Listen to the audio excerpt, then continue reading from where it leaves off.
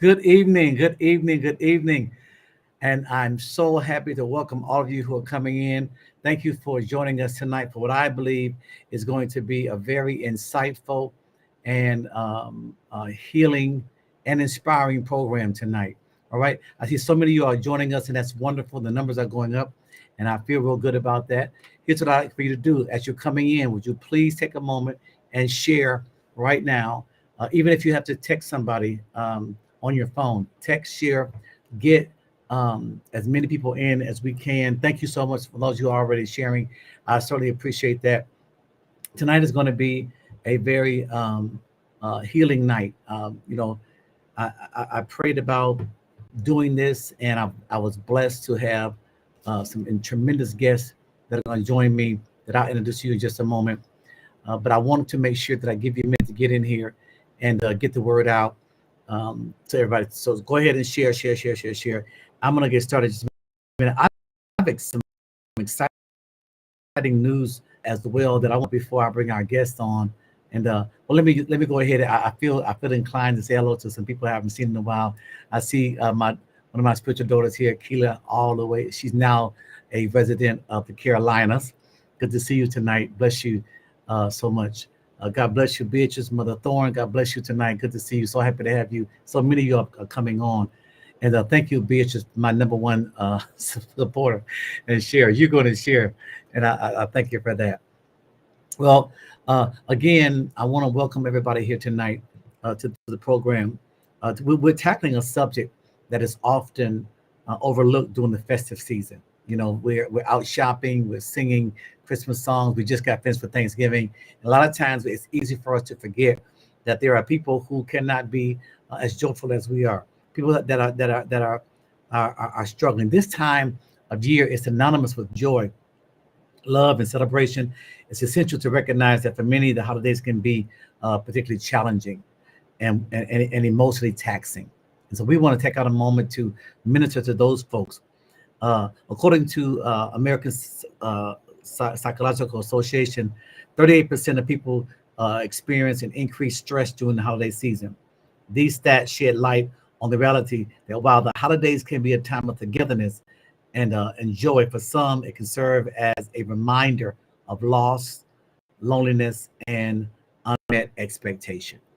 And so, furthermore, the pressure to maintain the facade, this is what something we're going to deal with in a few minutes. The pressure to maintain the facade of cheer can intensify the feelings of isolation and inadequacy for those struggling with grief and depression. Whether it's the absence of a loved one, financial strain, or the strain of unmet expectation, the holidays can amplify emotional distress. Today, we are joined by an esteemed panel of health professionals that I personally am acquainted with and have a relationship with. And I feel blessed. I feel so blessed to have these people in my life because there's never a time, and I do mean never a time, that I have to feel like there's no resources for me. So personally, I know each one of these, and they have helped me. And so I knew bringing them together would be a blessing to you as well. So please, please, please continue to share. The numbers are going up. I appreciate you all so very much. If someone you know is finding these times challenging, please get them on here as we delve into what I believe is going to be a very a healing and encouraging time. So stay with us on this journey, and I do call it a journey intentionally because I believe that tonight, for many, will take you to another level. For some, it'll be the beginning of your healing. Others, it'll be a continuation of what you've already started. So for all of us, it's a journey, and I recommend all of my guests tonight for consultation with you after it's over. I'll make sure all the information is available to you so that if you do need to follow up, and they can help you get connected to somewhere local where you are to get the help that you need. But thank you for being here tonight. And I want you to, again, feel free to get the family around the computer or the laptop or whatever smart device you're using, because tonight is going to be an incredible night. If I seem excited, it's because I am, because I know we will not be in the same place when it's over as when we start. I do see my beautiful wife has joined us, and I will always stop and pause and respect and honor her, for she is uh, all of that to me. So thank you, Lady Chantel, for joining us tonight. Hello to you and welcome. Well, this year has been I'm not going to testify long, but this year has been a challenging year for me. Started off very positive with my elevation in Church of God in Christ to auxiliary bishop. That's a whole other show, but it meant a lot to me. And then at the end of this year, on December 16th, January 16th was my elevation. December 16th was my graduation with my long-awaited doctorate of theology. And so it was a sweet beginning and a sweet ending to this year for me. But in between, it was tragic. I started writing a book just because our church had experienced multiple passings of members of our church and family members of our church. We went through a season where it seemed like every other month or so we was involved in grieving the passing of loved ones. So I had encouraged our members some years ago when several of our members had lost their parents to do something in their name, to start a legacy, something that could give you a positive memory of your loved one. So then we talked about putting a grief ministry together. We brought in uh, uh, Apostle Joshua Smith one year and just helped us with some grieving after Pastor Sweeney's passing to help the church to get back upon our feet. The soul healing ministry that he has is absolutely phenomenal. And so he came in, blessed us, gave us some real good pointers on how to move. And I decided then I would write a small little writing on grief. I forgot what it was called at the time. The name has changed since then. However, right in the midst of me finishing that up just for the rough draft, I was personally hit with grief. Um, my brother passed away suddenly.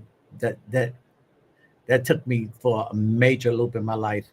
And then after I was ordained, well, I shouldn't say ordained, consecrated in January of this year, that same night after coming off of that great high, my wife had to break the news to me that my nephew, uh, uh, 33 years old, had been found dead. And my first official act as a bishop in this organization was to eulogize my nephew.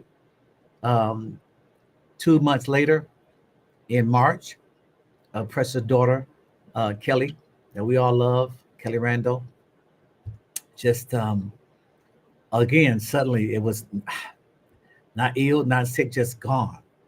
And then 2 months later, my nephew, Alvernis Johnson, who's named after me, suffered a stroke, 36 years old, gone.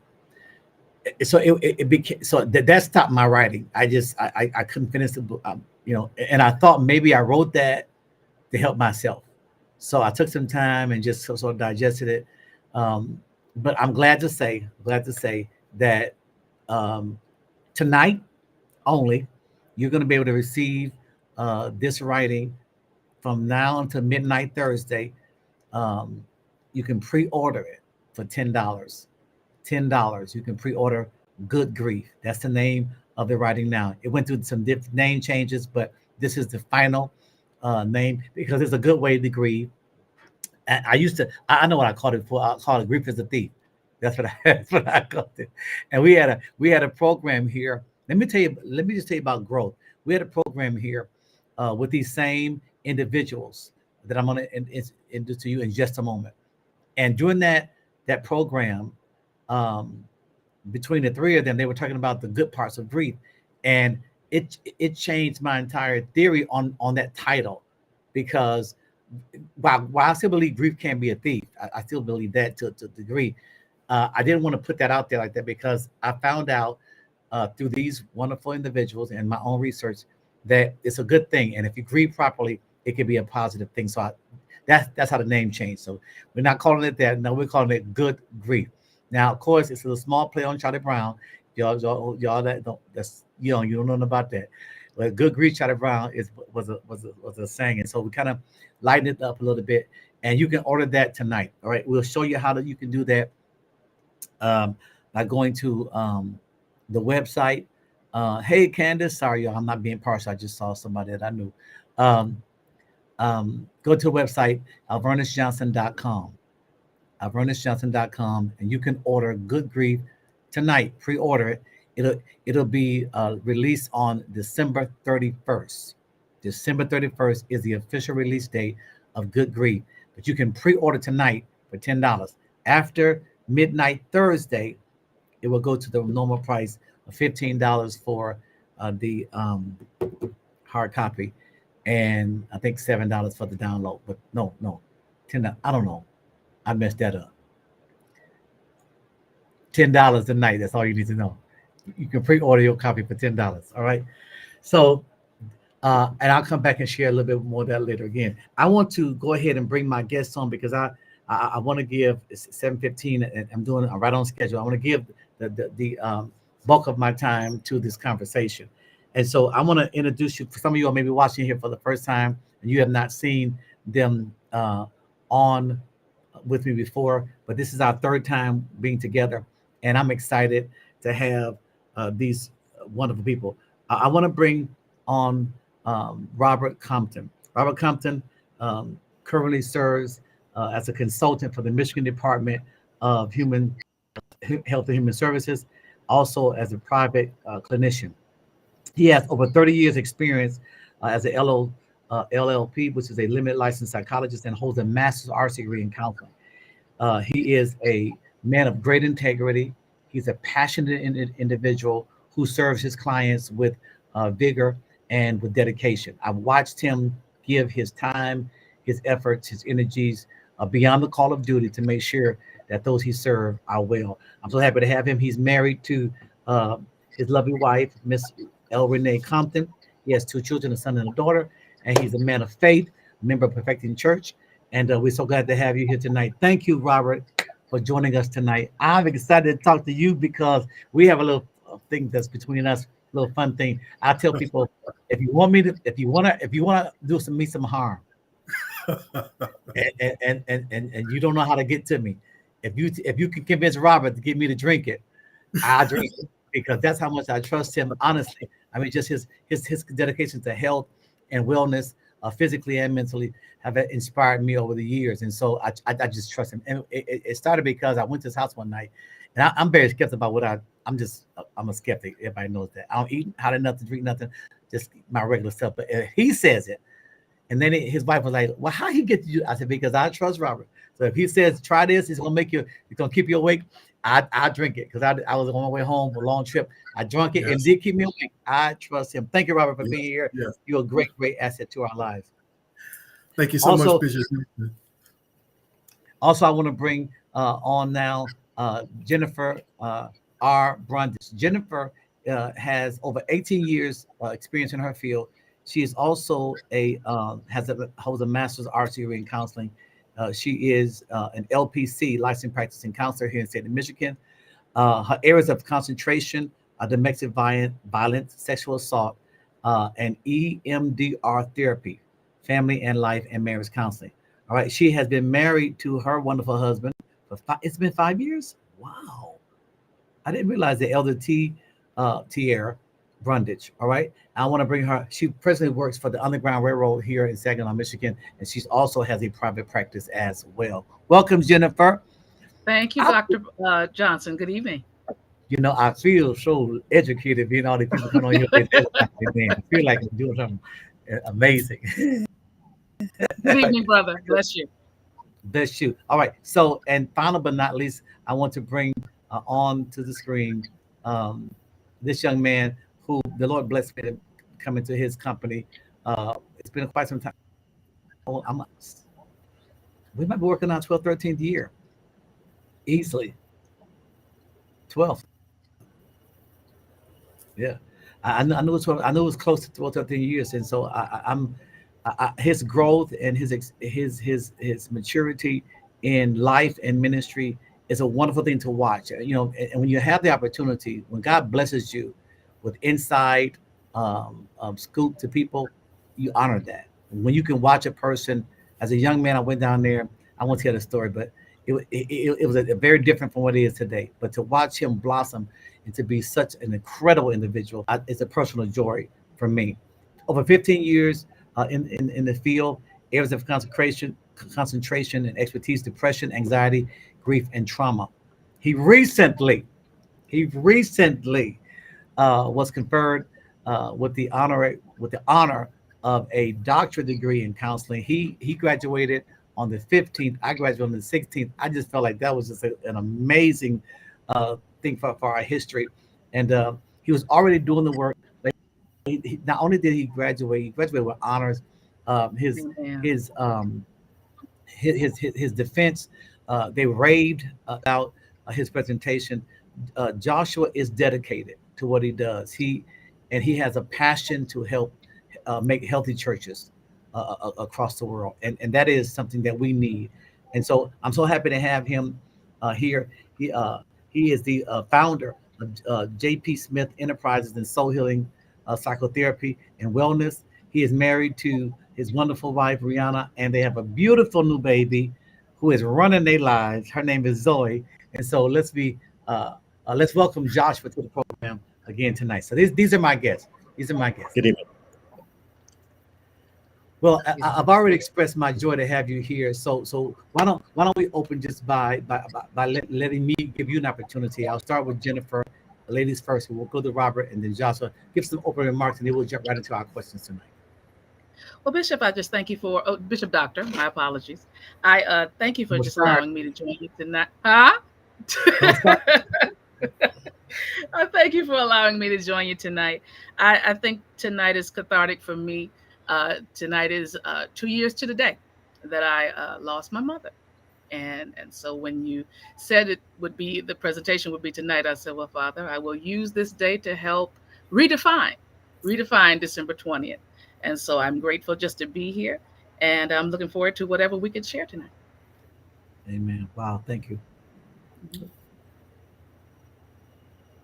Robert. Well, Bishop, again, thank you for allowing me to be a part of this distinguished panel. It's an honor and a privilege to be here. I just want to congratulate you on your achievements of late. But in terms of what the topic is today, like you said, there's a number of things that has happened over this year, and I would say over a number of years, specifically even before the pandemic happened, and even since then, that this is a timely topic and a necessary topic. I myself have gone through the process of grief as I just lost a friend of mine a couple of weeks ago who died suddenly, who I knew for over 52 years, a very good friend. And so as we go through this process, it's a never-ending process, and something that we really need to embrace. Wow. Thank you, and Greetings. thank you for sharing that moment with us. I appreciate that. Yes, yes. Greetings, Dr. Johnson and the wonderful panel. I'm excited to be here tonight, even on vacation. I thank my wife for the release to come on and to do what I love to do, and that's help people heal. So I'm glad to be here. Grief is something that I've been helping people through for a lot of years. I've dealt with my own personal grief. This year has been interesting as it relates to people coming in or scheduling therapy sessions virtually, wanting help through grief. So everyone's not happy and jolly through this time. So I'm honored to be here to help add my voice to this discussion. Right. Well, before I ask our first question or a discussion starter, let me thank all of the spouses of these esteemed guests tonight. To Rihanna Smith there, thank you for allowing him to have a moment away from vacation. We promise not to keep him all night.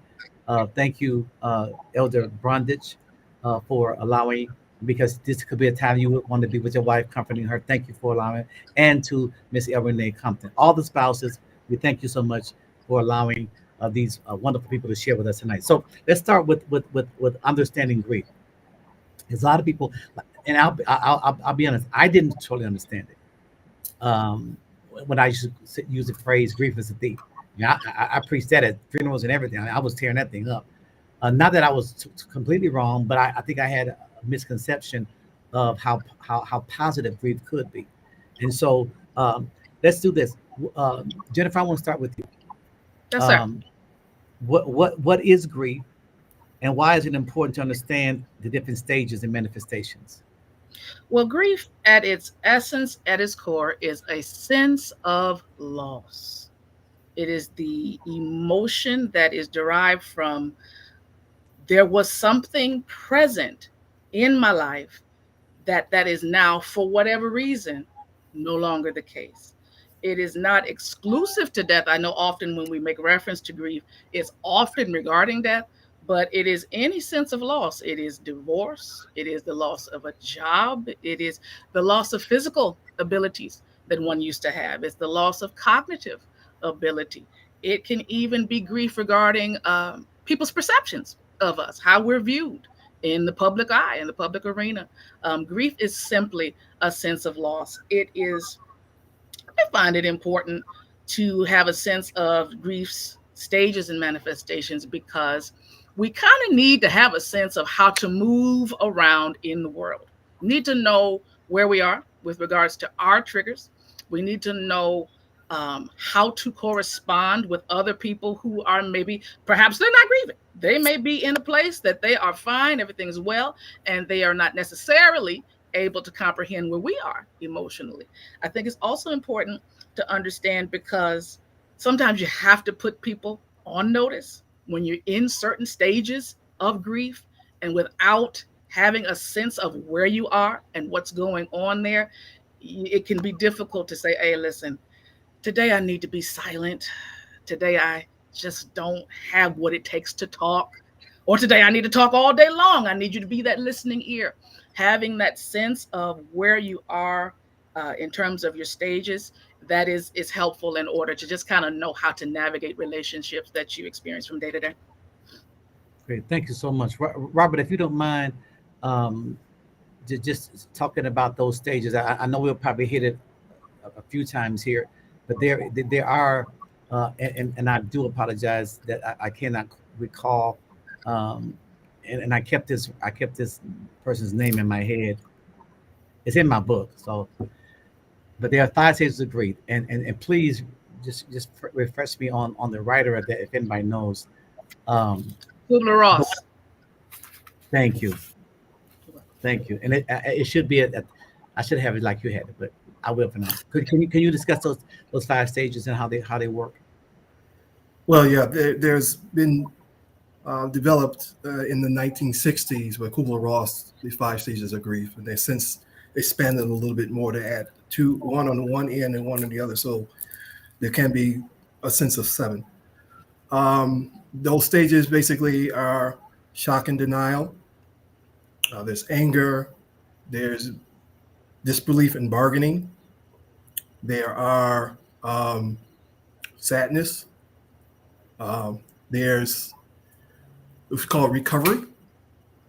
And then there is almost like a rebounding of peace that happens within the grieving process.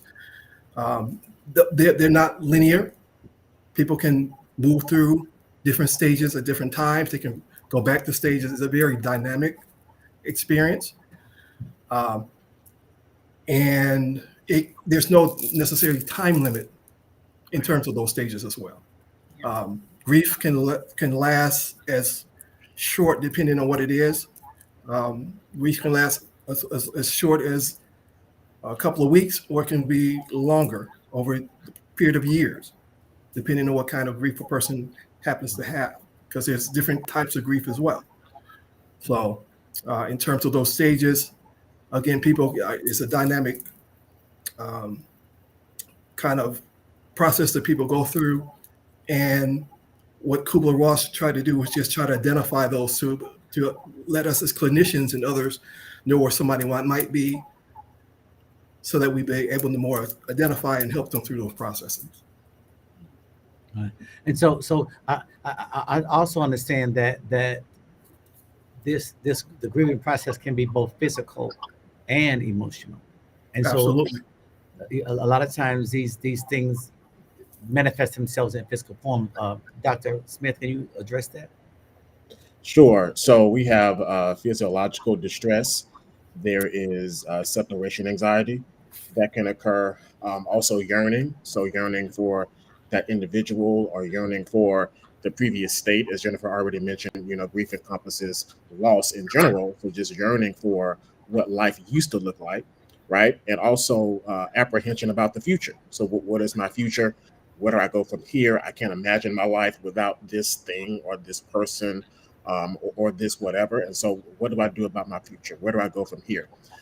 Physically and physiologically, it can also affect our breathing. There's some research that has been done about grief actually impacting the lungs. And so grief literally can take our breath away and cause us not to be able to catch our breath and feel like we're running and we're racing through time, but not really moving. So grief can impact the lungs. It can also impact like the shoulders, such as stress and anxiety can get into the shoulders. I remember going to a masseuse and they asked me what I do. And I said, well, I counsel other people. So I was counseling people through a lot of things, but also carrying the weight of their burdens on my shoulders, in my muscles. So all that had to be worked out of me. So grief can impact you physically, emotionally, and even spiritually. Right. Well, this is not in our notes, but I want to ask this question because it's gnawing at me. Is it possible? Anybody can answer this. Is it possible to grieve and not know you're grieving? I don't think it's possible for a person not to know they're grieving. I think they might be in a state where they try to deny that process. Because again, grief is something that you feel not only in the psychological part of yourself, but also in the physical part of yourself. Grief is something that everybody experiences. I mean, I kind of read it and I do believe it. It said that grief is the conjoined twin to love. Yeah. If you don't love anything, you'll never grieve. Wow. And I think Bishop Jake said it best, is that there's no tear duct that's ever been developed that won't be used. So we all are going through a process of grief. And again, if you never have passion about anything and never hold anything up at an esteemed level, then you won't have grief, because grief is that loss of something that you value. And that can be anything. Now, we typically, of course, equate it to death and separation by death, but it can be other things as well. It can be something as simple as losing a job or having to move. So people go through grief, but I think it's what they believe in society, how they're allowed to express that grief that might make them either deny that they're having these emotions or feel compelled or feel open to express them. 100%, brother. And if I can piggyback off of that, one manifestation I often see is just pure anger masquerading. You is often witnessed, even just where I work and what I do with women of domestic violence. A lot of times there's a lashing out, there's a fury, there's a rage that is in the exterior. That's what you see when you first initially encounter them, try to talk, just that hard exterior presentation. And often when you dig a little deeper, a lot of times it didn't even take a lot of deep digging, just a little bit deeper, you start to see that sorrow start to come up and the tears will begin because, oh, well, I don't have a home anymore when I used to have a home, and I don't have a family anymore when I used to have a family to lean on. So grief often can masquerade as other emotions, but often I see it as anger often. Yeah, and I'll pivot from that. Those are great answers. But I'll just add to that some people know what they're feeling because they're not able to identify that this is associated with grief, such as the anger. I saw, as Dr. Compton said, everyone grieves, but do you know what grief is? And so I believe that that's why those stages were developed, so that people can see, hey, this is something that everybody experiences. And as Jennifer said earlier, to know where you are, to have a baseline for yourself, so you can know when something is not normal for you. So it sounds like that particular stage teeter-totters between anger and denial. And the reason I ask that is because I deal with a lot of people who say they're okay and really want to convince you that I'm fine. No, I've gotten over that. I'm past that. Yet you can tell that they're grieving because of these manifestations. And so I ask that so that our listening audience can sort of come to grips with the fact that when you're feeling certain ways and having certain emotions, you need to accept the fact that this thing hurt, and pride, which is not probably in Ross's book, but certainly it's in the good book. Uh, Pride will try to support that denial, because you know, um, as a man leading my family, I don't always want to let my kids know how bad that hurt. As a husband, trying to um, um, portray strength to my wife, I may not want to let her know how deeply that loss of that job affected me. I don't care. I'm moving on. You can. Let me ask it in this way: is it possible to move on yet be stuck? Well, moving on is subjective because you can move on physically. You can move on your job if you still have one. You can move on with your family, but still be stuck emotionally with regards to every night when our head hits the pillow, that face comes in my dreams. That face comes Yeah. in my nightmares. Absolutely. You can move on in one sense and be stuck for years, decades in other senses, 100%. I see it all the time. Decades, especially when grief takes place in childhood, unresolved, particularly. I mean, you see it in 50s and 60s where there's still not a problem with finances necessarily, not a problem with keeping up the house necessarily, not a problem with some daily activities, but there's still the stuck manifestation in terms of not being able to sometimes forgive, sometimes let go of grudges, anger. A lot of that ties in with long held grief.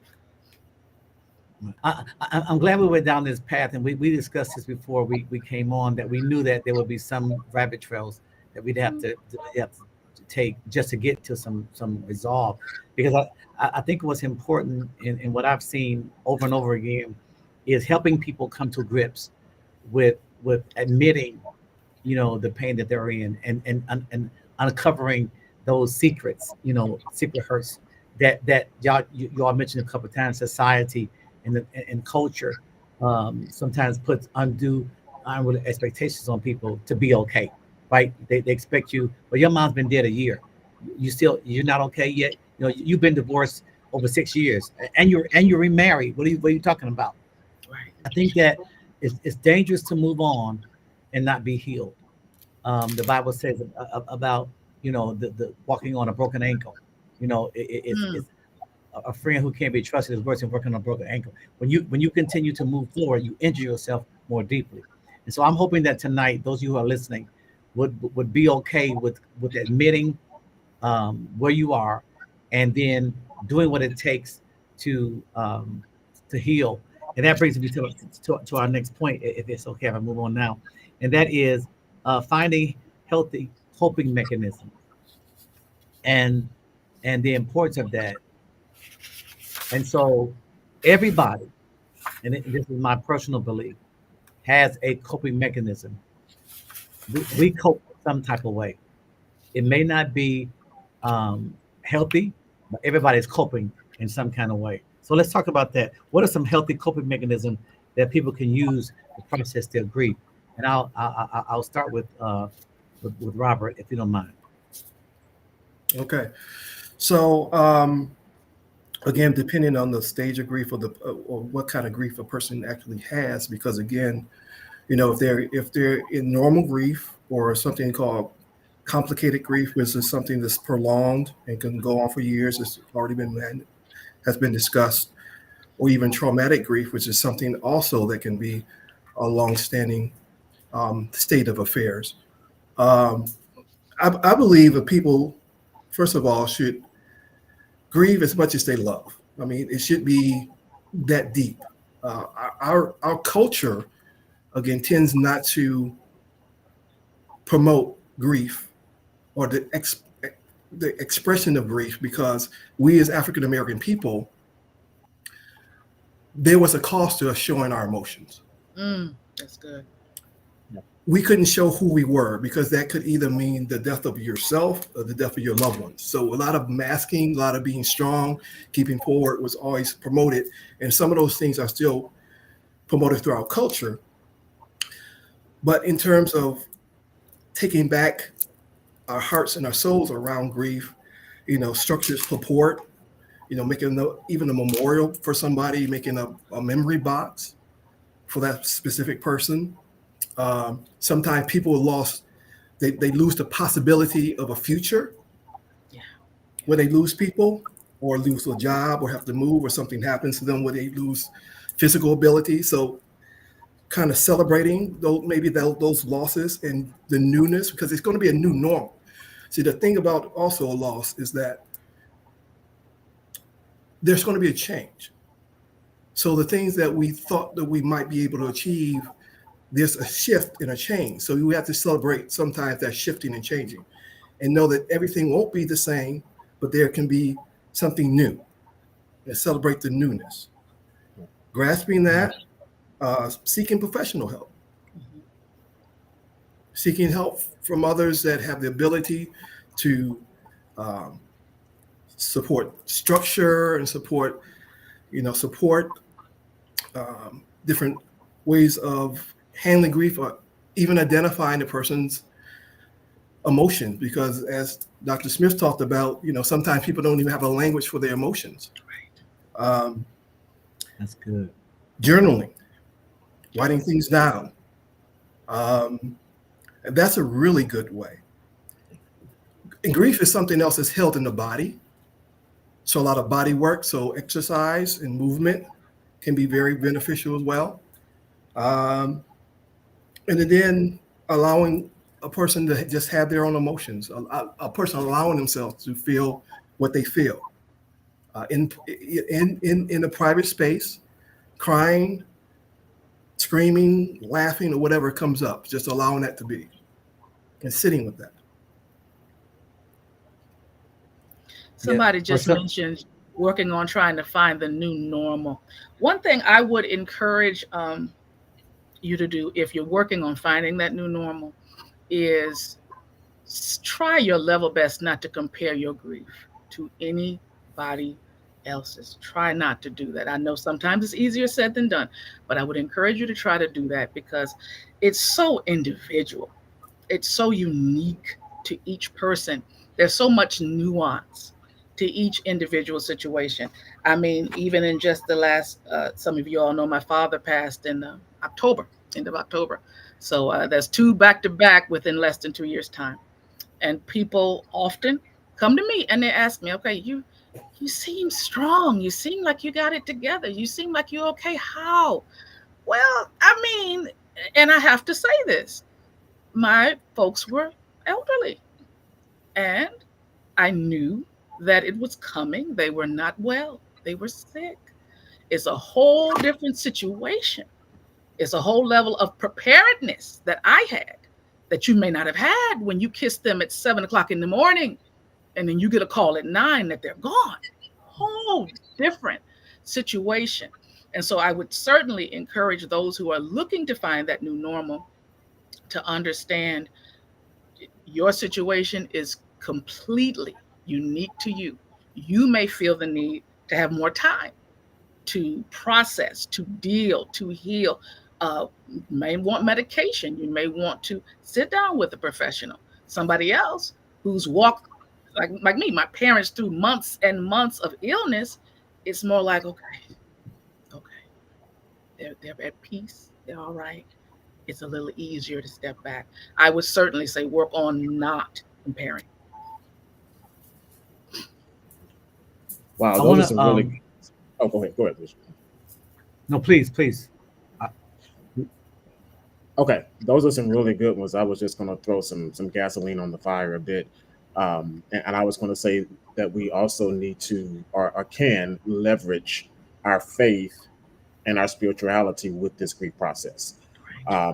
Many people have heard, and some people may not have heard of the term spiritual bypassing, and that is really the tendency to use spiritual ideas and practices to kind of sidestep or avoid facing the process. And we've all come to the conclusion so far that grief is a process, but often we can use our spirituality as kind of like a placebo pill, if you will, to kind of gloss over what we need to be really dealing with. And so I want to encourage that as a coping mechanism. Like if you have a prayer that you do, add some works to that faith. So those works may include journaling, it may include body work, it may include a support group, it may include going to see a therapist, a professional.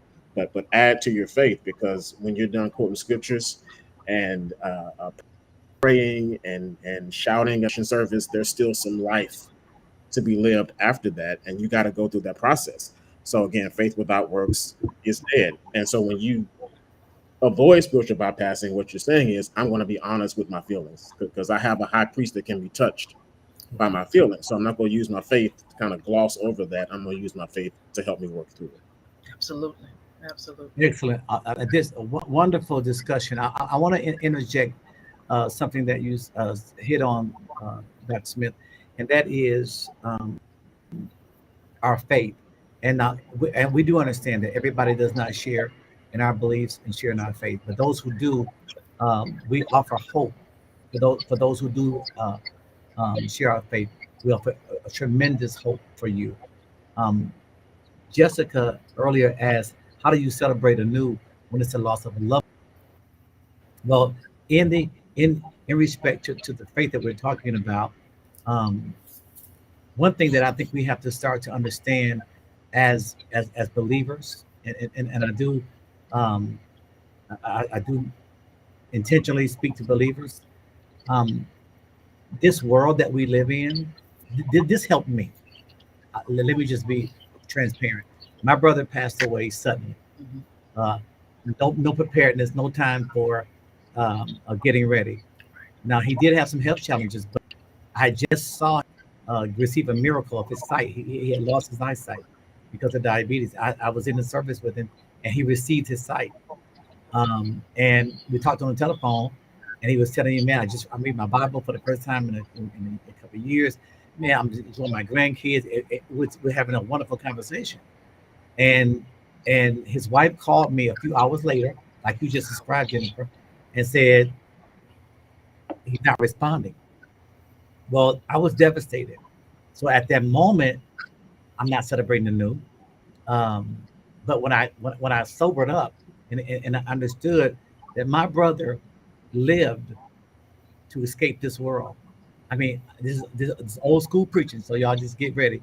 There was a hope beyond this world, hope beyond this earth, and I know that physical presence is devastating to lose, but the joy that I have in my heart knowing that my brother lived the life to live where he is today, and again, I've taught this in our church that you can't just love a person one dimensional. The sad part about many of us is our love is one dimensional. It's just what we see, what we hear, taste, touch, feel. And again, you got to get beyond that. The person's spirit never dies. Have guidance, and I'm not talking about some weird, witchcraft stuff. But I'm guided by my grandparents. I'm guided by the wisdom that they left me. I'm guided by those who have impacted my life in a positive way. I can hear them giving me advice. Maybe not, a holographic image of them popping up on the table like a little miniature person, a ghost of them. But I know what they would say. I love them enough to know their spirit.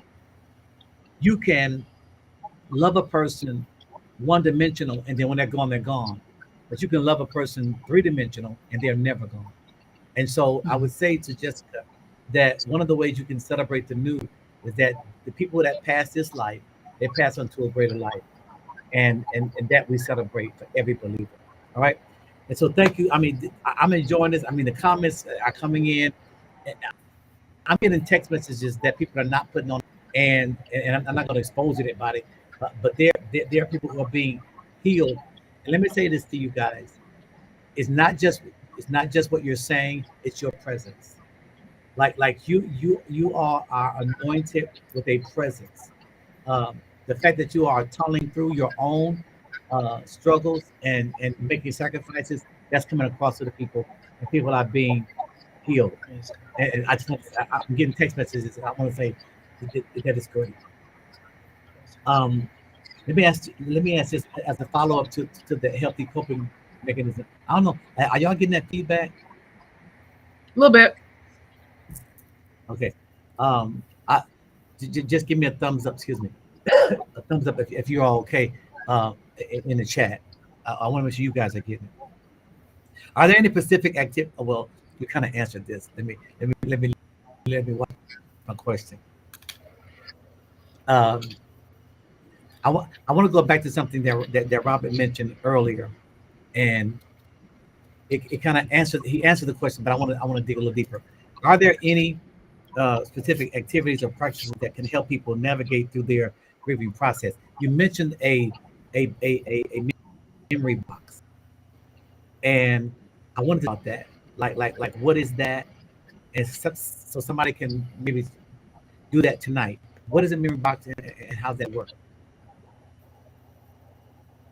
Well, a memory box is just that. It's something that you dedicate to maybe a person or maybe an experience, and you kind of decorate it. You put things in it from the person that if you have a person who passed, so you have a memento of them, or you have pictures of them with you, and you put that in the box. Or you put something, their favorite cologne, you can put that in the box, and you can decorate the box out. But it's just like a celebration of that person's life, Excellent. and whatever you want to connect with that person, how you remember them, you can put in that box, and that can be like a memento for that person. And Right. whenever you feel you want to get closer to them, you can touch some of their items that's in the box, or you can smell the cologne, or have their favorite blanket or something they gave you. All of that can be those tangible things that can reconnect you to the person. And even as you were talking about the fact that we don't love one dimensional, people, even though they transition, the love for that person doesn't die. Yes. And we can keep that alive. And we can honor those people by keeping that love alive and spreading that love to others and giving them away as we give that love that we've incubated with them in our relationship with them, and sharing it with other people. Excellent. And Amen. Can I add to the memory box? That is a beautiful idea, and it's we are so blessed in our day and age to be able to have our phones where we could keep so many pictures, videos, voicemails, voice memos. We're blessed among generations to be able to contain so much from our loved ones. I have 4,000 some pictures and videos from my mom. I didn't even know I had that many, but it blesses me to be able to just know I have that. If I need to see her face, I can see her face. If I need to hear her voice, I can hear it. But I have to say something about that, and it's very important for the holidays. If something is too much for you and you know it's too much, Mhm. it is totally okay to take the picture, put it to the side, Absolutely. and just tuck it away. You Mhm. don't have to stare at a person's picture Yes, to prove the depth of your love.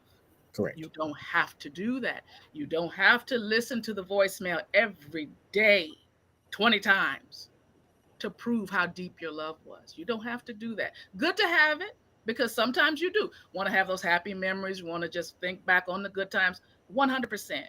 But it's good to know when to have the box, and it's good to know when to slide it to the side, because if I hold on to this box too much today, then my mind starts to go down that rabbit hole. And that's when it's easy to slip into deeper sorrow, So, deeper sorrow. And you do that too much, then it comes into your depression and things of that nature. So,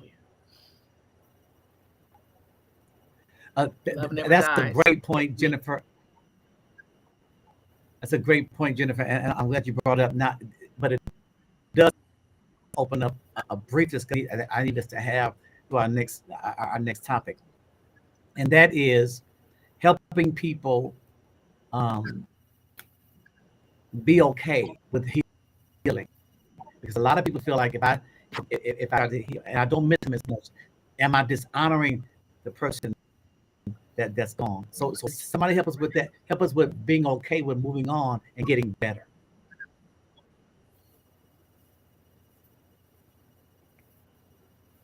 That's anybody.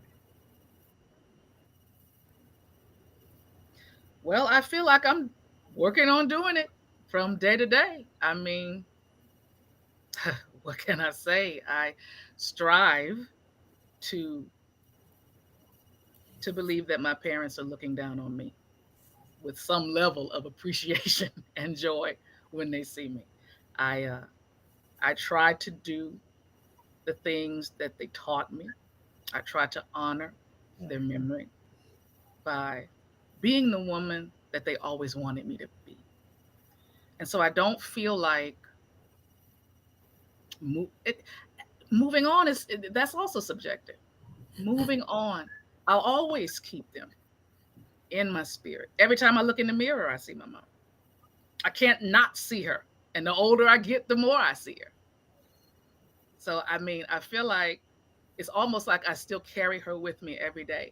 And she gets to see, my father gets to see who I'm becoming, what I'm doing, how I'm accomplishing.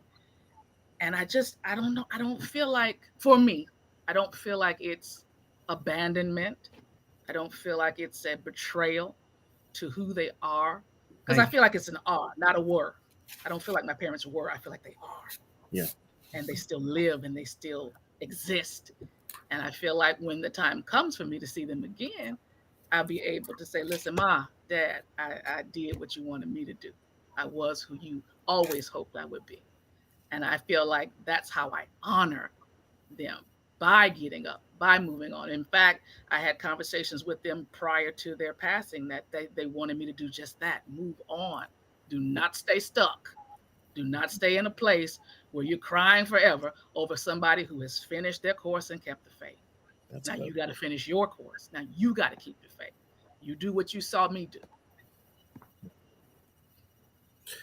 That's good. And I'm glad you addressed that because there's a comment here. It's almost saying everything I said. She said sometimes I feel like if I move on, I'm forgetting the person, and there could be a level of guilt that comes with that.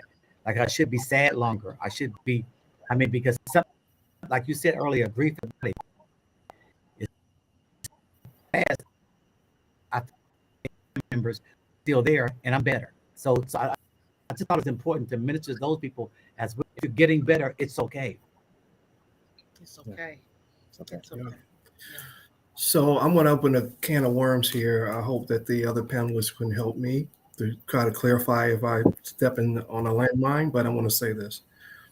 When we talk about acute grief or natural grief, even in the grieving process, there's breaks of light, there's breaks of happiness, there's breaks of fond memories of the person or the situation that you had.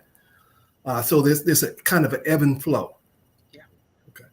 But if a person finds themselves kind of stuck in a state of despair, longing, depression, guilt, or they're stuck in a state of where they get angry, irritable, or they're just stuck on the person leaving, or they feel so connected to them that they want to leave as well. Those are some signs of this now developing into something different than natural grief. You're going into complicated grief.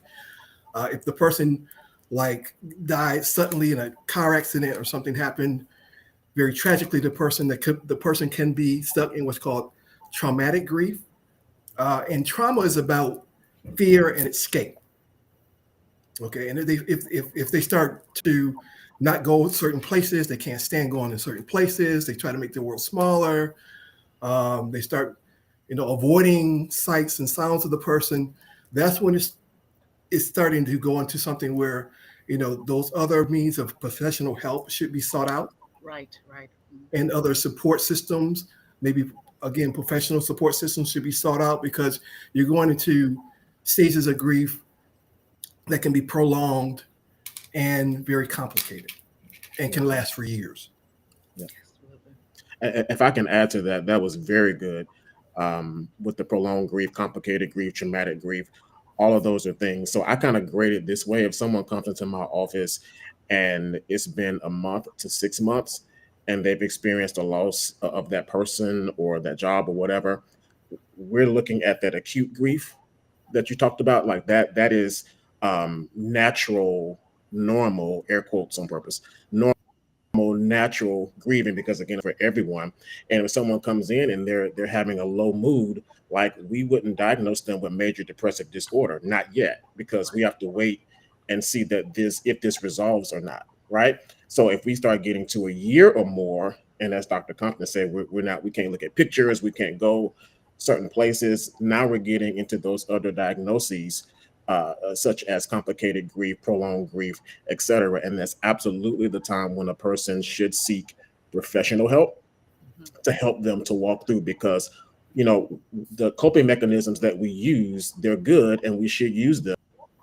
But there are times when you got to call in, you stuck in a ditch, you got to call a tow truck, like, get me out of this because I'm stuck in this. I also recommend for anybody, because I've seen so much grief as a leader and in my life, like, I recommend that as soon as, like, maybe 2 to 3 weeks after that service, like, you go and you get, like, just to make sure you're okay, right? Just to check in, just to see what that baseline is, and don't wait until don't even give it a chance to become something that is this complicated and prolonged and ongoing. So just make that a part of your natural progression. Like, hey, I just lost this person.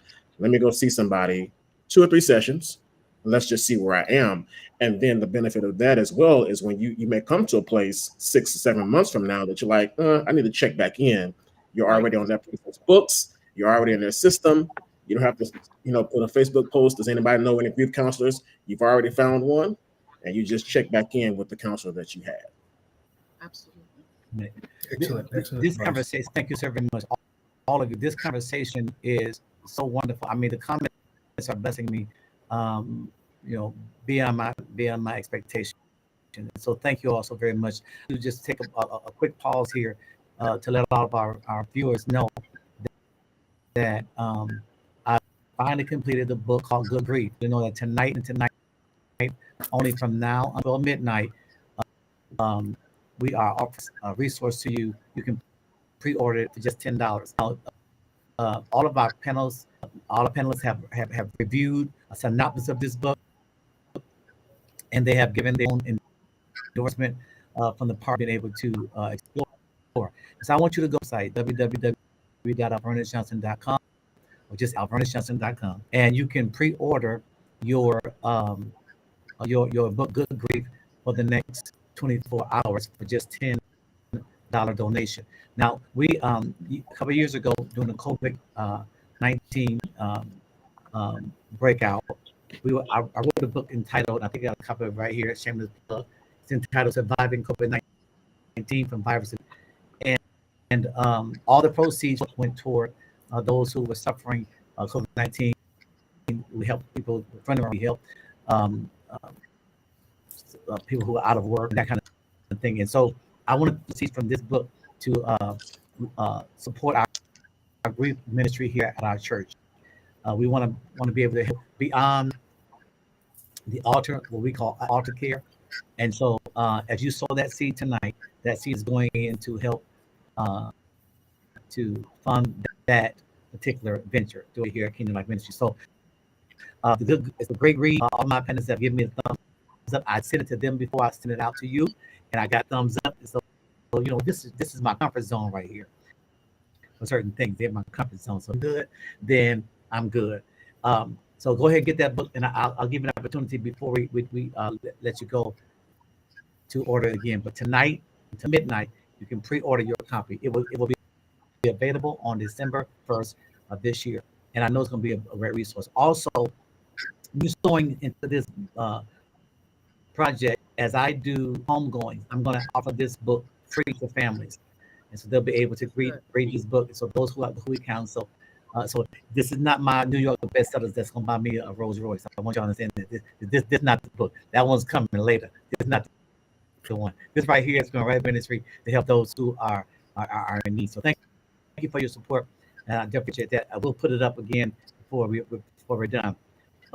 Now our conversation have taken some turns, and we've gotten into some of the topics that we agreed to discuss. So I won't repeat those topics, but I'll just go through them to make sure we covered everything. But right now, stuff that we have to deal with the elephant in the room. All that y'all talking, all y'all done has brought us to a subject that is very controversial in the Christian arena. Has been for years. It's better, but it's definitely not resolved. So we have to deal with how to get past the stigma of getting professional help. Because everybody said that at one point. It comes a point where you have to, and I know I'm gonna get in trouble with some of y'all old time people. Get off the altar and get on the couch. There comes a point in your grieving process, your process of loss, that you have to be okay with knowing that everything is not demonic. Some things are actual medical and they're mental and they're chemical, and you need some help. Now, as a preacher, 40-some years of preaching the gospel, I never would have thought I'd be sitting in front of anybody saying that what I just said, because I thought that Jesus paid it all, but then I found out he don't have no insurance anyway. So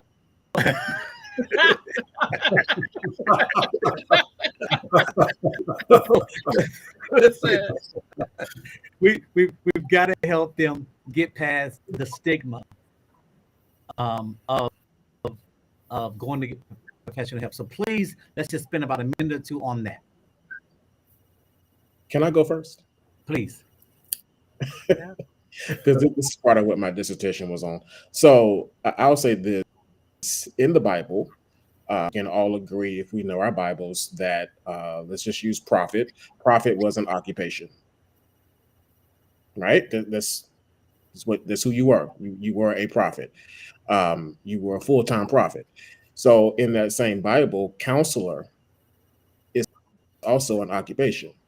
11 and 14 tells us that there's safety in a multitude. So there's no stigma. Our culture has placed the stigma on it for whatever reason, and there are reasons that we know. But our Bible says that there's safety in a multitude of counselors. It says before a king goes to war, he's going to seek out counsel. That's the basis of counseling. So I'll say, just as we look at other professions in the Bible, carpenter, all of these professions, we also have counselor as a profession. So again, there's safety in it. We have to make sure that our soul is healed, our soul is well.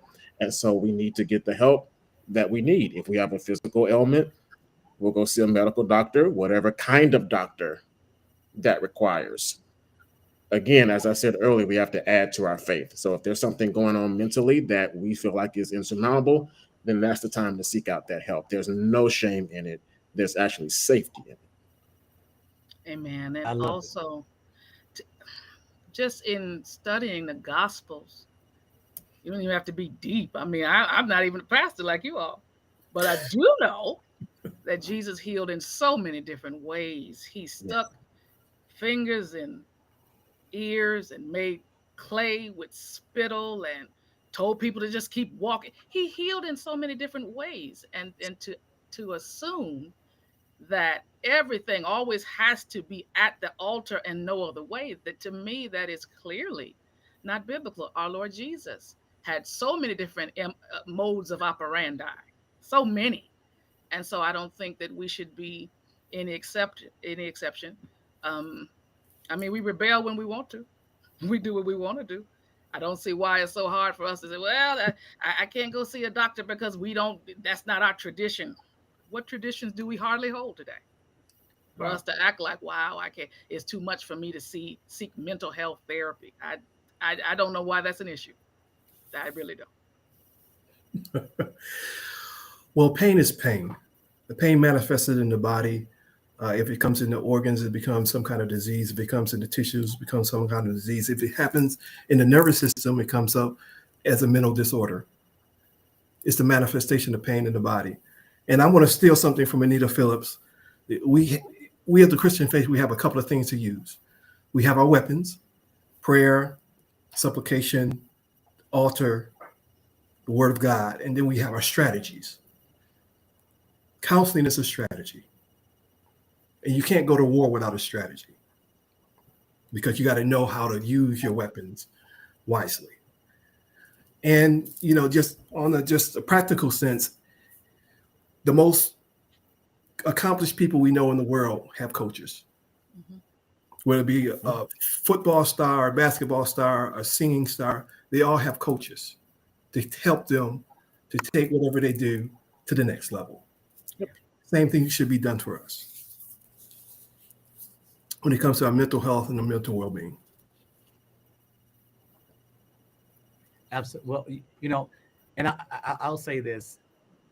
It's important because even the comments here are confirming that a lot of people have been told that and convinced that, and especially in the Christian culture, and more popularly in the African American Pentecostal circles. One of the mantras that we see here growing up is counsel a demon. I heard that so many times from preachers that are respected, people that are revered as anointed and great leaders would make those blanket statements and to put a stigma, especially when you consider yourself anointed, like you're chosen by God, or you're in ministry. We saw a rash of pastors a few years ago taking their own lives, just one behind the other. The pressures of ministry and life were so overwhelming that they, being preachers of the gospel, could not find in that message that they preached. And I think if we remove that stigma and allow people to get the help that they need without being ashamed, which is why I make no bones about it. I tell people, that I get help. I think somebody said it before. Anything that's about our bodies, we take care of it. I had a terrible lung disease that was making me deteriorate, and so I'm not going to sit on here and look like gummy. I'm not getting ready to look like an alligator on here, or crocodile, trying to talk to y'all because I don't believe my bones. I take care of the business. A lot of times, we're not ashamed to get the other help that we need. Even when it's cosmetic, I think it's a trick of the enemy. If we want to talk church for a second, to make the people feel that you don't need to get that kind of help. So thank you all for clearing that up. And again, you all are believers, into a panel full of believers who trust God like most Christians do, but they understand and they understand their calling. And so while we're on that, because we really covered subject number 5 very well here with professional help, I do want to what are some different approaches that you all use to help clients?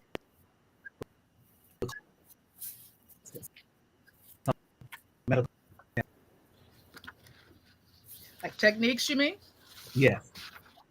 Well, one big one for like cognitive behavioral therapy is the empty chair. That is a technique where the person, now let me preface it by saying this: you might feel a little goofy, might doing some of these techniques. That's just the reality of the situation. But the techniques can be cathartic. They can release emotion in a positive way. So empty chair is one where the person is seated before an empty chair and they are instructed to just talk as if especially if it's a loved one that's passed, as if the loved one is still there, and they're able to share thoughts, feelings, anger, regret, grief, shame, doubt, whatever it is that they need to share. And that is one that I find that can be very helpful in order to release emotions that may have been kind of lodged and repressed. That's one for me. But before we move on, should we put a disclaimer here on that? Should that be done in the presence of a professional, or is that okay to do it? Yeah. Well, I would say it is wise to do so because we don't know how powerful the emotions necessarily will be. Thank And we you. don't know because if you do this by yourself and something rises out of you that you did not know was there, then we could be looking at we could be looking at some ugly situations. So there are absolutely so. Now I think that if you've done it before and you're used to the technique, it may be a little bit more to the point where you feel like you could do it safely alone. But I certainly wouldn't advise it initially. Yeah, and for the purpose of this program, I'm going to stress that you do that in the presence of a professional, because I just had a vision of people in the chair, Right. and Yes. Yes. This is with it, your therapist. This is it not did not look alone. good. All right, thank you. Definitely not alone. Excellent. Anybody else want to share? I'll just add, I've done that technique a few times before, and the first time I was fresh out of my master's program, and just thought I would try something because I've been trained to do it, but I thought I'd try it in real life, and it went well. But the person absolutely broke down in my Sure. office, and we almost had to like call security or something because they were just like, livid. But what it's doing is bringing up, it's just thought. It's bringing up that unfinished business, those things that we didn't get to say. Maybe the person left unexpectedly, they left dramatically, and there's some things like that you've held on to that, I wish I could say this. And I do want to also say that, we're not advocating like talking to spirits. That's not what this is. This is Right. not like necromancy. Right. This is you with you, right? But you're just really imagining that that person is there, and you're getting to pour your heart out in a sense. So definitely do it with someone that can kind of help you navigate those complicated emotions, because it may seem silly, but it actually works, and it'll bring up some things. So I'll tag to that and say also, I for CBT, cognitive behavioral therapy, I also give homework. So I may ask the client to go home and maybe not use a chair, but write a letter. Like that can be cathartic as well, like writing. So it's kind of like you're journaling, but you're writing a letter to that person. I actually have people do that to living people. Of course, you don't send it, right? But if you need to walk through some forgiveness or get some things off your chest, just kind of write that letter, put everything, address it to the person, and write as if you're going to send it to them, but don't send it to them. So I do use that for people that are dealing with the loss of a loved one or friend. Like, just write a letter, release all of that, and then let's talk about it in the next session. Absolutely. All right. Yeah, I've also used that technique as well. But I usually have the person destroy the letter just in case, Yes. just to keep it from going in the hands that they might not want it to fall into. Again, another thing is exercise. It really is. A lot of stuff is trapped in the body. Specifically, when we hold things in, we become very tight. Massage can be very helpful. Again, exercise has a number of health benefits, even to a point where it can act as a antidepressant for people who have moderate depression. So breathing, different breathing techniques, deep breathing can be very helpful. And again, those letter writing, getting it out that way. And then stuff like the memory boxes and things like that can be very useful. This, of course, we never, and I shared this with Rochelle before we came on, that we never have enough time. Like it's last time we were together, we was hoping to get back together. The subject is so exhaustive until we literally could stay on here for hours. I want to consider the sacrifices you've already made to be here. Just being the memorial of your mom's passing, Jennifer and Robert. I know you're just coming off of the services for your dear friend of 52 years. Josh is on vacation. His wife has been so kind to keep the baby quiet. I don't know how to keep that baby quiet. But whatever sacrifices are being made, I don't want to take advantage of that. However, there are a couple of things that I would love to get to in our final moments here. And we did cover some of the other subjects just by virtue of conversation. And so I'm sort of torn between two subjects. So I'm going to try to moderate this so that we can get both of them, because I really think they're important. Number one is the cultural and religious perspectives. And we sort of hit it a little bit, so we don't have to stay on long. But how do you all feel that culture and religious influence the way that we grieve and how we process loss? And what are some things we can do to make that healthy? I'll say this. It came to my mind. I think Jennifer was talking when we first started, when she was talking about, like, people were saying that she was so strong, and Bishop, you mentioned like the whole wrong thing. That's definitely cultural. Dr. Compton mentioned it, and I'll just say this: often tell people that time does not heal all wounds. That's a lie. It's actually what you do in the time that you have that heals the wounds. And so if you're not intentionally working toward an end goal, so to speak, or working through that healing process, you're going to be that person that thinks you're healed but get up, with that broken ankle. So I definitely encourage people to abandon many of the cultural and, dare I say, religious like cliches and mantras that we use. Just do a deeper dive in that and really just think through it. Like, does that time is going to heal it? Like, so just think through it and kind of don't be afraid to abandon those things that are really not working for you, because as it's been said earlier, grief is very personal.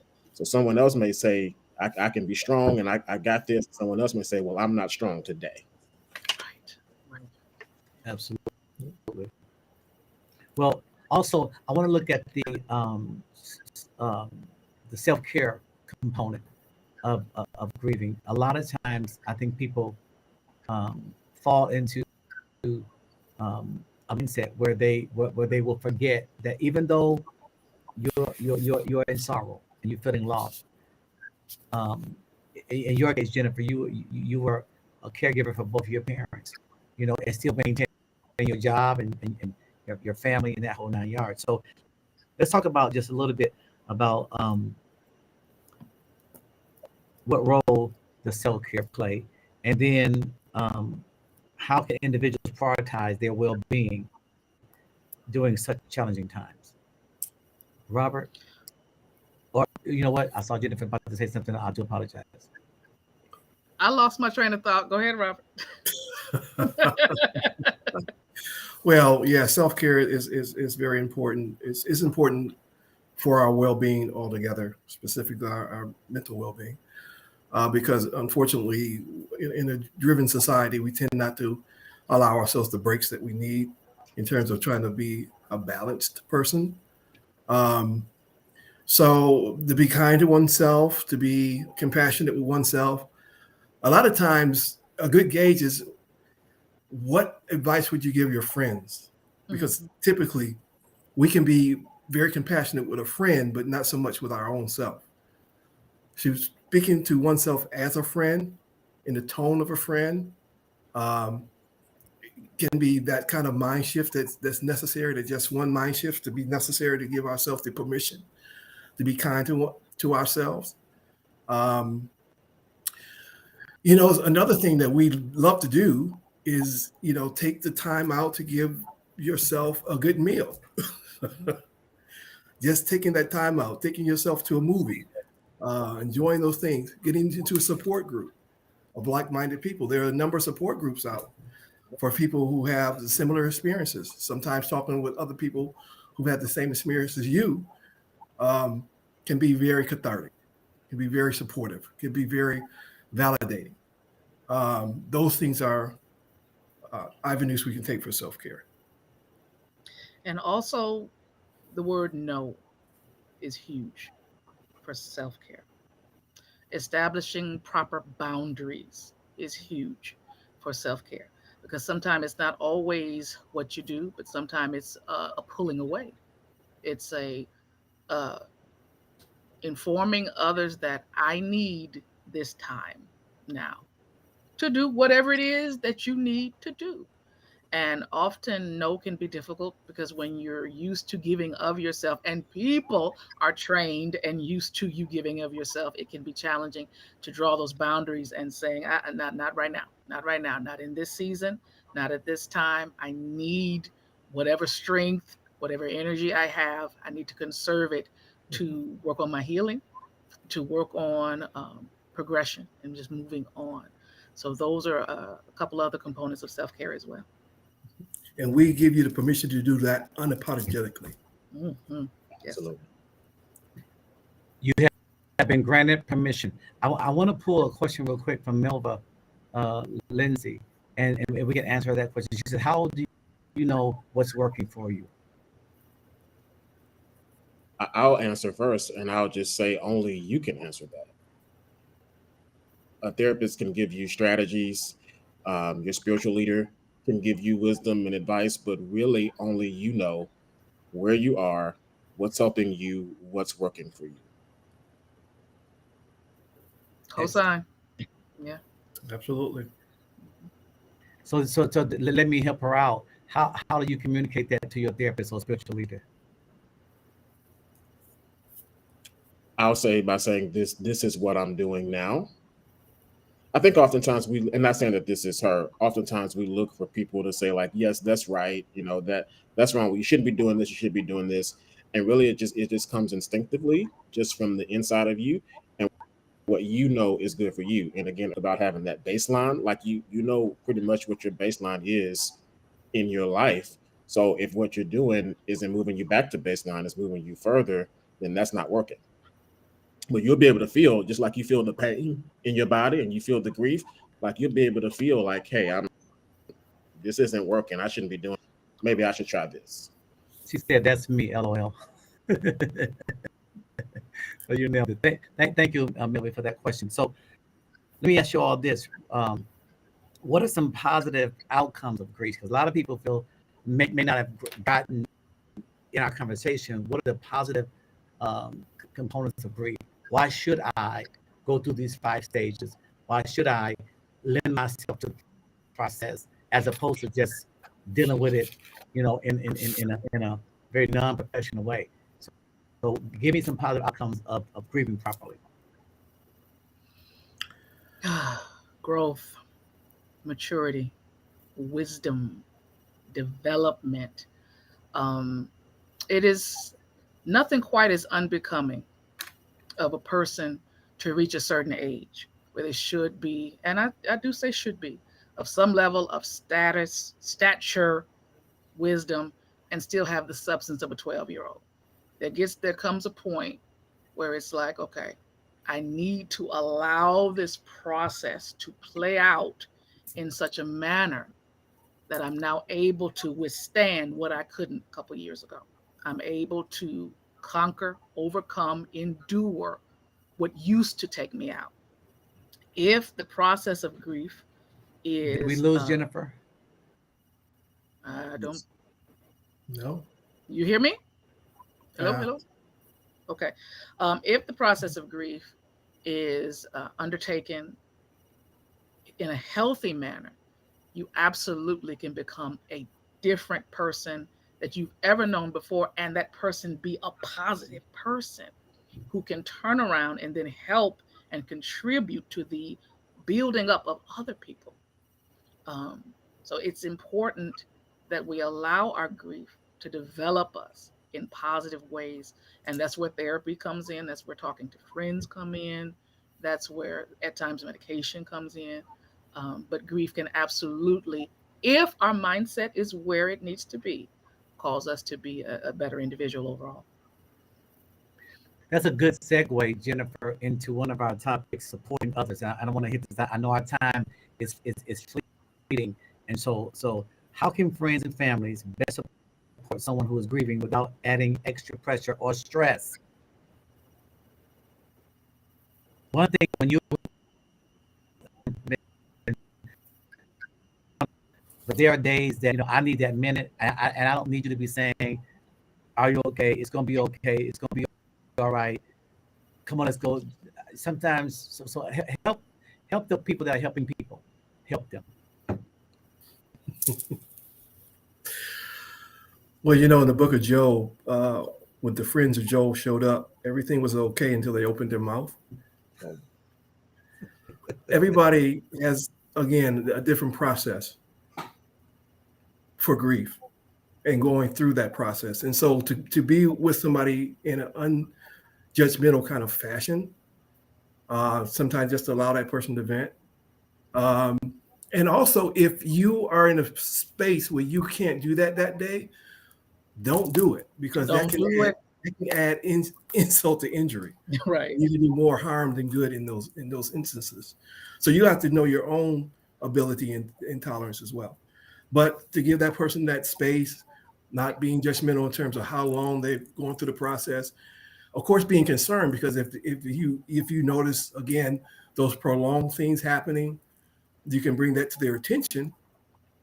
But again, that's not in a matter of being judgment. That's been in a matter of being concerned, which is a different state of being. Again, making helpful encouragement kind of suggestions like open up the blinds for a person, because typically sunlight can also help to change a person's mood and shift their mindset as well. Getting out in nature can also do that. So encouraging them to begin to move in that direction and move and do some things that they normally would do. Again, being able to monitor, but being supportive and not pushing, not being judgmental, not being overcritical. Taking that stance and taking those positions can be very helpful. That's being a support person. Yeah, I would definitely add to that, just being present. And I was going to use Job. That's where the boom came in, because we just talked about Job last Sunday. And I literally said in Job chapter 2, the one translation said that they showed up for, I think it said comfort and encouragement. And then they started talking. And for the next 2 chapters, they're talking. And now Job is kind of thrown off his square a little bit, because they're throwing all these doubts in his head, like, no, you must have done something. God is punishing you for something. And that was absolutely not the case. So sometimes just being there and being quiet, but being present. I think sometimes we want to just talk faces, but sometimes that person just needs you to be silent. Absolutely. And I would also add that we should be careful about assumption and presumption. I think that's one of the issues also with Job's friends as well. They just knew his situation better than he did and could tell him up and down and back and forth. See, Job, your problem is this, and then what you did was that. And that is not my situation. We have to be careful to not know a person's situation better than they do. Listen. Let the person tell you where they are. Let the person tell you what they see, what they think, what they feel, and then you find where you fit in. I think a lot of dangerous interactions can take place when you presume to know what this person needs and come in with whatever it is you feel like you ought to do, and that may not be where the person is or what they need at all. I think it's also important to go back to something that you all said earlier at the top of the program about grieving being so unique and having such a nuance to it that everybody's different. So what you want to avoid doing is bringing up your own personal experiences to a person and how you dealt with it when it happened to you, because that sets an unreal expectation for that person to grieve the way you grieve. So sometimes I know you want to share, you want to say, I've been through this, and let me just say this, because now I feel my preach coming on. I feel a preach coming on. Let me try to stay, show wise, not pulpit wise. But I have to say this: be very careful with comparing war scars and battle scars.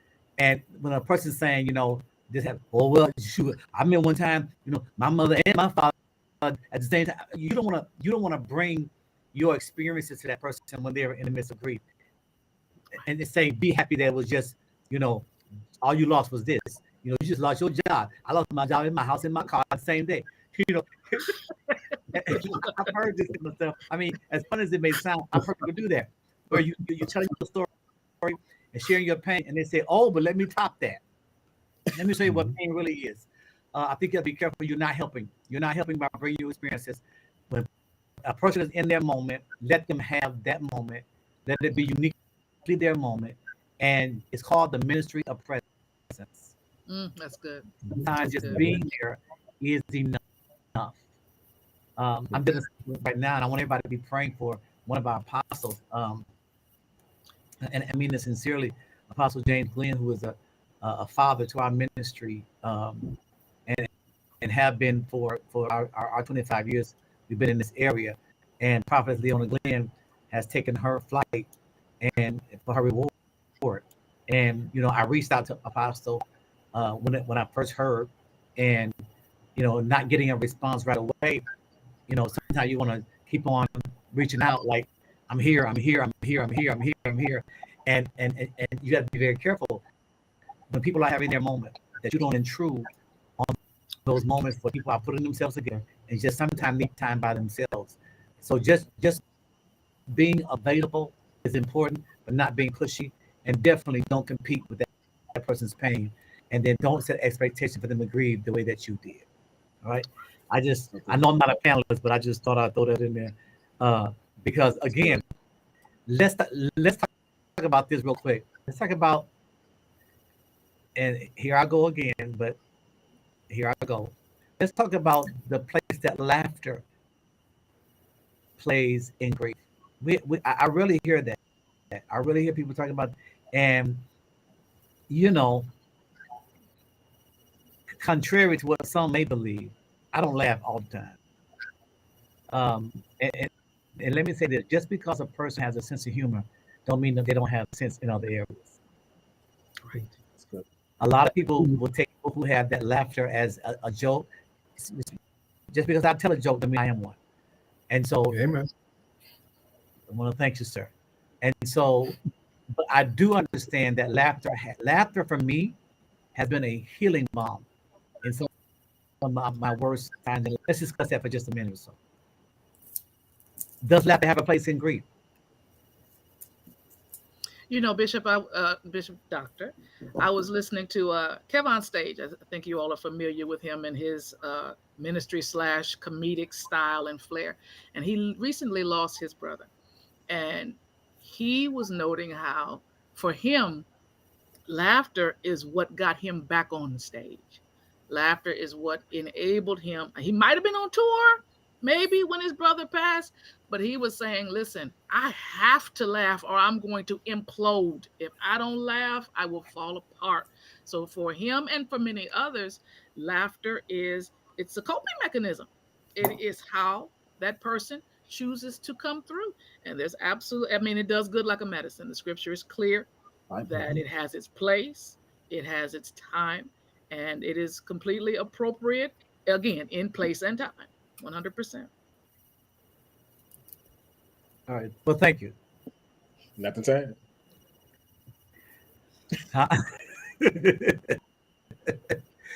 I just, again, everybody, like y'all said, copes differently.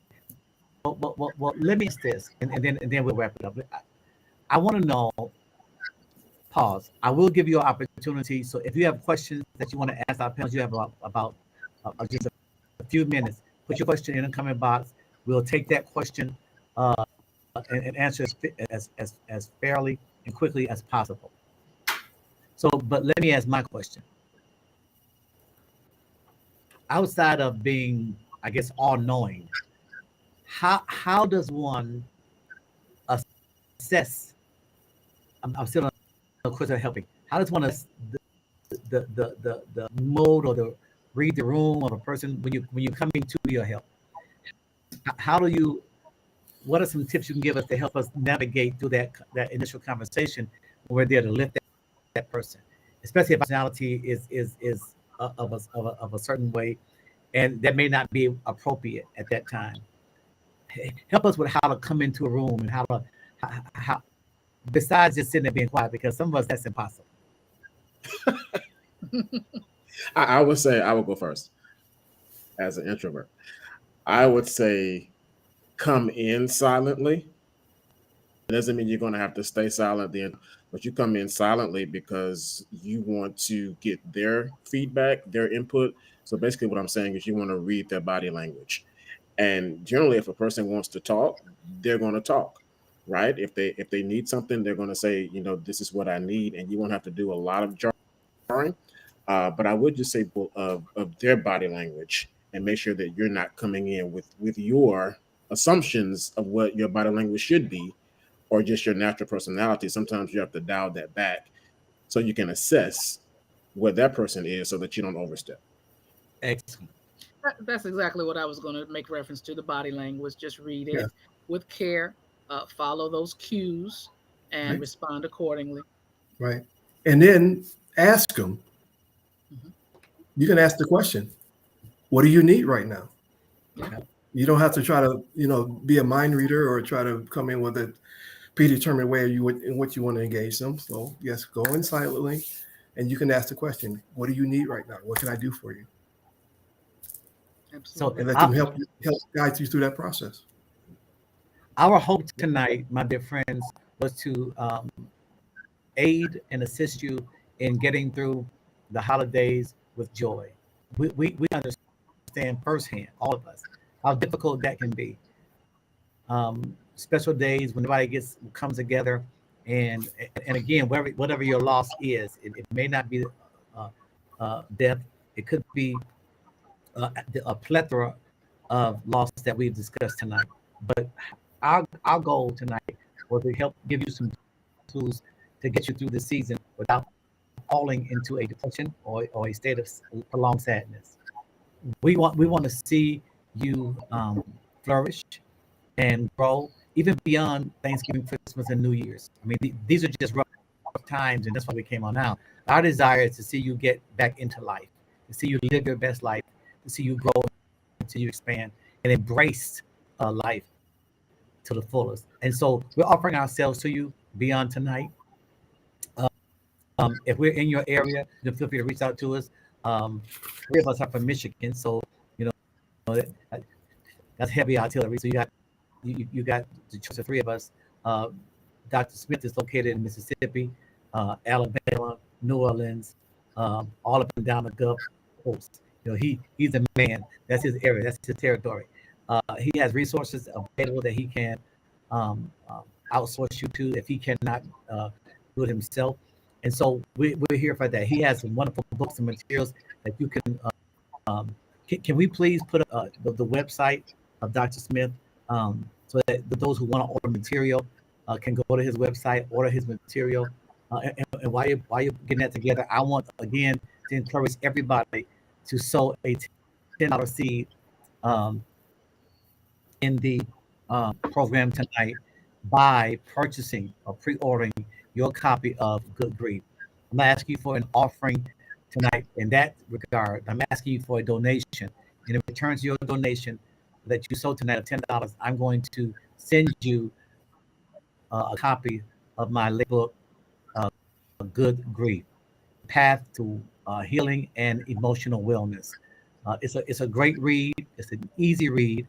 It does have within it the five stages of grief, and with explanations go along with that. And I know it'll be a great blessing to you. And so you can do that from now to midnight. Your $10 donation will qualify you to receive a first to get it. If you pre-order it, as soon as it drops on December 31st, you will be able to download it if you choose to download, or you can have a hard copy if you prefer that. All right. And so go ahead and make that happen. Now you can go to alvernisjohn.com. That's my first and last name.com. There'll be a form for you to fill out there. You can fill that form out. Your donation of $10, and we will make sure that you're on the list. I know I froze, didn't I? Did I freeze up? No. On my end, I did. Okay, so, and I was in it too. I was doing such a fantastic job. All right, and so, but anyway, I want you to be able to do that. So, if you have any questions, you have about 5 to 10 minutes here, because I want to give my panelists a time to give their final before we leave. But again, pre-order your copy today, $10 donation, and you'll be able to get your copy of Good Grief, The Path to and Emotional Wellness. All right. I don't know, Rochelle, if you caught any questions or not. I need social media to handle those individuals. Everyone did an amazing job. I feel empowered. Thank you. Well, I think all of our media is our name. You can go and just go to Facebook, or you can actually Google us. We're Googleable. I'm on Psychology Today as well. Huh? I said I'm on Psychology Today as well. So you definitely find us, and then maybe some of our friends here can put our information in their slot. Rochelle is doing some other things. So Rochelle, let's make sure they have Josh's information. Robert is still working on his book. Jennifer's still working on hers. And we can't wait to get these materials in our hand. You are fantastic individuals, and you have blessed the lives of so many. I don't see any questions coming up, which means we did a fantastic job. If they're not asking questions after that, that means we covered a whole lot of ground in a very short period of time. I definitely want to speak God's blessings over your lives. I want this holiday season to be one of the best for you. And while I do know you're going to be challenged, as we all will, I want you to find some joy and peace in knowing that God is the God of comfort and the God of all, and He has literally put this in our hearts to come and share. This is active. Nobody here is getting honorarium. Nobody here is getting paid. Nobody here charged me to come.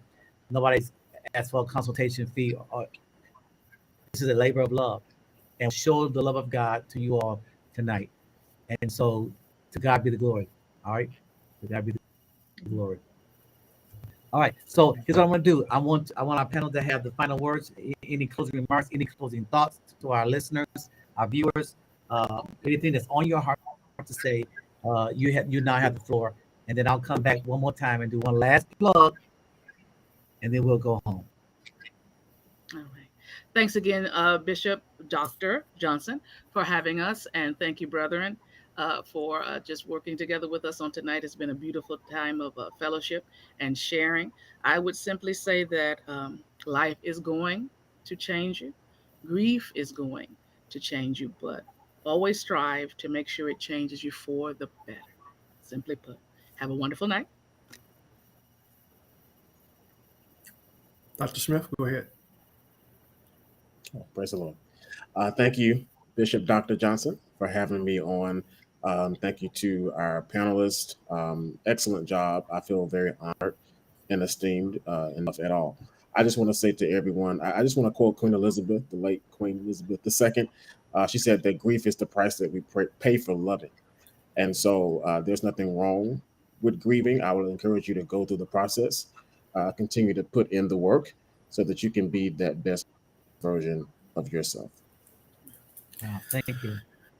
Yeah, and I want to thank you also, Dr. Bishop, for this honor and esteemed panel. I just always learn a lot myself when I'm in the company of these great people. I'm hoping that I was able to just add my voice to the conversation, which was very timely and very necessary, I think, at this time juncture where we find ourselves right now. The holiday season brings up a lot of things for a lot of people, but also a lot of the things we've gone through over the last few years have been culminating to a point where I think people are kind of at their wits' end and now beginning to feel it as well as understand it. And I'm glad to be part of a contingency of believers that are out here to just help to make things better for people. Well, I think that well, first of all, let me thank you all for being here, and also thank you for using one title. You can choose Bishop or Doctor. That double title is wearing me out. Is it wearing you out? Oh, wearing me out. So I thought all of them. You got them all. I know. Okay, Wearing is it sacred then secular? Is that what it's supposed to be? Well, tonight is Alvernis because I'm wore out, and so. Reverend Doctor. But let me say this, because whenever you are critical of a thing, right? Like you just have a natural criticism about certain things. When it happens to you, you feel like I've always been critical about Reverend Doctor. I've always said, hey, which one you want to be tonight? We know you prophet, apostle, elder, Dr. Bishop. Can you give us at least 4 more weeks though? Just 4 more weeks.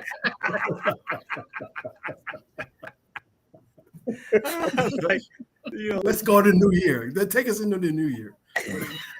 Okay, so January 1, then we're gonna have to choose one title at a time.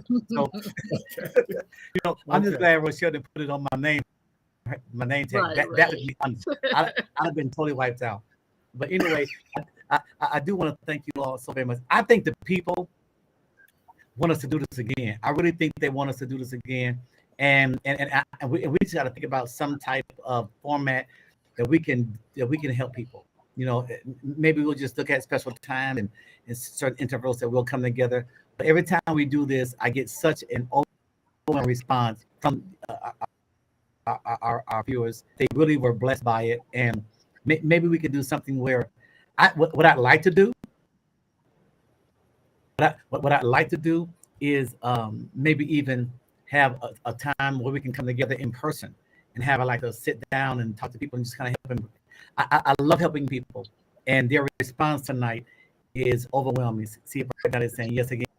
do it again, do it again. So we will commit to making sure that every now and then we look at this subject of mental health, especially as it relates to believers, so that we can eventually remove that stigma in our own culture. And as Joshua said something years ago, I was sitting one of his sessions in Mississippi, and it changed my it was a paradigm shift for me. It changed the trajectory of my thinking in this area. He said, I want to make healthy churches. I want to be responsible for help churches become healthy. That whole idea of healthy church there with that conference, with that whole idea. And I came home with a commitment, and Jennifer can attest to this, Rochelle can attest to this, that I came home on fire, and I really started being intentional about making sure that our church was a healthy church, that we were not just spiritual, we were not just charismatic, we were not just Pentecostal, we were not just demonstrative in our praise, but that we were going to be healthy in how we think. And so again, years ago, I did about a year series on mindset, and I took our whole church through mind renewal, and I did some years and years of study on the brain. I thought I was going to go to school and get my degree in psychology. That's what I took the class. I started. That was my goal. And once I got in the classes and started writing the papers and seeing how many theories were debunked, and I would study a whole theory and only find out at the end that we don't believe that no more. I said, okay, I'm gonna leave this to Josh. This is Josh, and this is Robert. This is Jennifer's area. I'm gonna go back to theology. I'm gonna go back to what I absolutely love, and then I'll keep them close to me so they can keep me correct. So I am a layman psychologist, a layperson counselor. I do have some training and but my professionals are before you tonight. Those who I trust are before you tonight, and so I'm committed to healthy churches and making sure the body of Christ that I preach to are healthy, which is the reason for two of my latest books, the Path to Abundant Giving.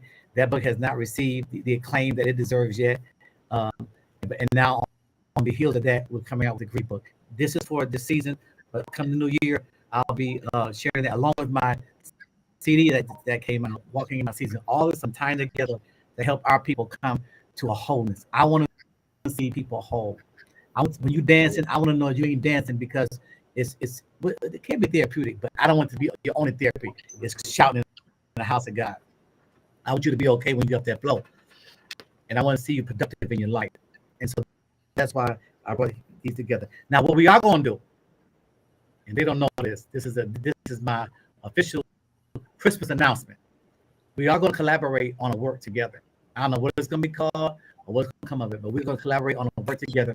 And I think it's going to be in the area of removing the stigma out of the church for mental health,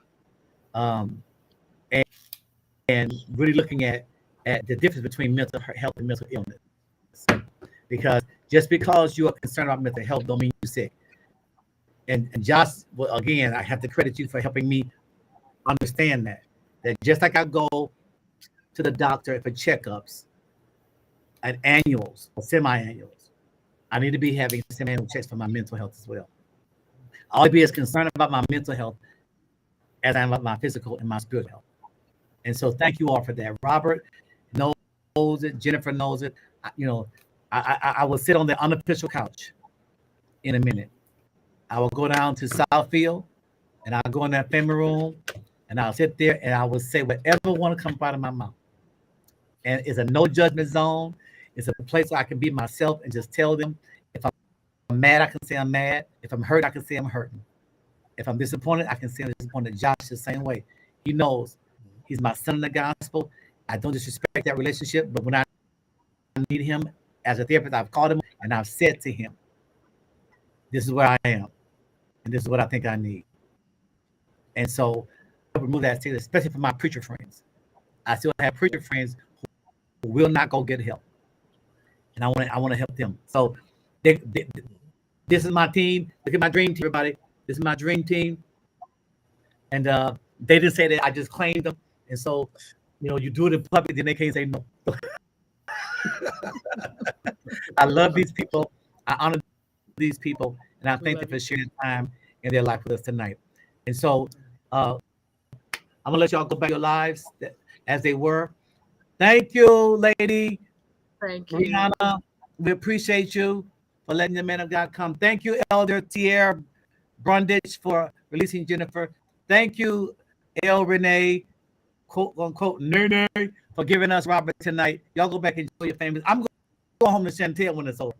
And my 7 kids who want to put up a Christmas tree. Yes, I'm doing it. No, it ain't up already.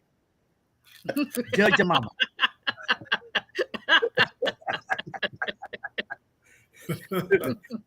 and when I put it up, it's gonna be up until it come down. Easter. I ain't still off. Get out of my house. I can have Christmas in March if I want to. All right.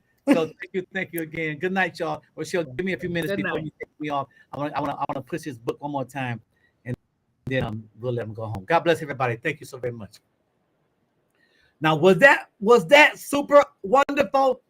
I wish I could say that extravaganza.